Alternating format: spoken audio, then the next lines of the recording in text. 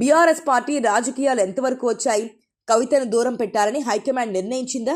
ఈ క్రమంలో ఆ పదవి నుంచి తొలగించిందా? పార్టీలో జరుగుతున్న వ్యవహారాలపై కవిత ఏ విధంగా అడుగులు వేయబోతున్నారు? ఇవే ప్రశ్నలు బీఆర్ఎస్ శ్రేణులను వెంటాడుతున్నాయి. సింగరేణి కార్మికులకు ఎమ్మెల్సీ కవిత లేఖ రాశారు. 10 ఏళ్ల పాటు తాను టీబీజీకేఎస్ గౌరవ అధ్యక్షురాలుగా పనిచేశారని రాసుకొచ్చారు. కొత్తగా నియమితులైన కొప్పుల ఈశ్వర్కు ఆమె శుభాకాంక్షలు చెప్పారు. కార్మిక చట్టాలకు విరుద్ధంగా ఎన్నిక జరిగిందన్నది ఆమె ఆవేదన. కేవలం రాజకీయ కారణాలతో ఈ ఎన్నిక జరిగిందన్నది ఆమె ప్రధాన ఆరోపణ. 10 ఏళ్ల పాటు అధ్యక్షురాలిగా చేసిన పనులను వివరించారు. కార్మికుల కోసం పోరాటం చేస్తుంటే తనపై కుట్ర పన్నుతున్నారని విమర్శించారు. తండ్రికి రాసిన లేఖను తాను అమెరికా వెళ్లినప్పుడు లీక్ చేశారని పేర్కొన్నారు. ఈ తరహా కుట్రలకు పాల్పడుతున్న వారిని బయట పెట్టాలని డిమాండ్ చేస్తే ఈ విధంగా కక్ష తీర్చుకుంటున్నారని ఆవేదన వ్యక్తం చేశారు. బీఆర్ఎస్ సీనియర్ నేత మండలి సభ్యురాలు కవితకు సొంత పార్టీ షాక్ ఇచ్చింది. ప్రతిష్టాత్మక పదవి నుంచి ఆమెను తొలగించింది. కవిత స్థానంలో ఆ పార్టీ సీనియర్ నేత కొప్పుల ఈశ్వర్ను నియమించింది ఆ పార్టీ. సింగరేణి క్యాలరీస్ కంపెనీలో బీఆర్ఎస్ అనుబంధ ట్రేడ్ యూనియన్ తెలంగాణ బొగ్గుగని కార్మిక సంఘం గౌరవ అధ్యక్షురాలి కవితగా ఉండేవారు. ఆమెను ఆ పదవి నుంచి తొలగించింది బీఆర్ఎస్. ఈ విషయం అధికారికంగా వెల్లడించింది. బీఆర్ఎస్ వర్కింగ్ ప్రెసిడెంట్ కేటీఆర్ ఆదేశాల మేరకు ఈ మార్పులు జరిగినట్లుగా తెలుస్తోంది. కవిత స్థానంలో కొప్పుల ఈశ్వర్ను టీబీజీకేఎస్ సర్వసభ్య సమావేశం ఏకగ్రీవంగా ఎంపిక చేసింది. కొప్పుల ఈశ్వర్ నాయకత్వంలో సింగరేణి క్యాలరీస్ కార్మికులు, ఉద్యోగుల హక్కుల కోసం పోరాడుతుందని ఒక ప్రకటనలో తెలిపింది బీఆర్ఎస్. సింగరేణికి కొత్త బొగ్గు గనులు, ఆదాయ పన్నులో మినహాయింపులు, ఢిల్లీలో సింగరేణి బచావో పేరుతో ఉద్యమ పోరాటాన్ని నిర్వహించాలని నిర్ణయించినట్లుగా తెలిపింది.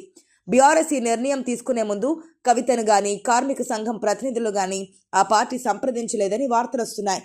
ఈ విషయంలో ఏకపక్షంగా బీఆర్ఎస్ నిర్ణయం తీసుకున్నట్లు ఆరోపణలొస్తున్నాయి. ఇక బీఆర్ఎస్ ఎమ్మెల్సీ కల్వకుంట్ల కవిత పార్టీకి ఇబ్బందికరంగా మారారు. ఇక ఆమె నేరుగా యుద్ధానికి దిగేందుకు సిద్ధమైనట్లుగా కనపడుతోంది. గతంలో ఆఫ్ ది రికార్డుగానే విమర్శలు చేసే కల్వకుంట్ల కవిత ఈసారి మాత్రం బహిరంగ లేఖలతో బయటపడడం చూస్తుంటే కవిత ఎగ్జిట్కు సిద్ధమైనట్లుగా కనిపిస్తోంది. తాను తగ్గేదే లేదన్నట్లుగా ఆమె వ్యవహార శైలి ఉంది. బీఆర్ఎస్తో సంబంధం లేకుండా తెలంగాణ జాగృతి పేరుతో కార్యక్రమాలను నిర్వహిస్తూ వస్తున్న కల్వకుంట్ల కవిత తనను టీజీబీకేఎస్ గౌరవ అధ్యక్షురాలి పదవి నుంచి తొలగించడంపై తీవ్ర ఆగ్రహం వ్యక్తం చేస్తున్నారు.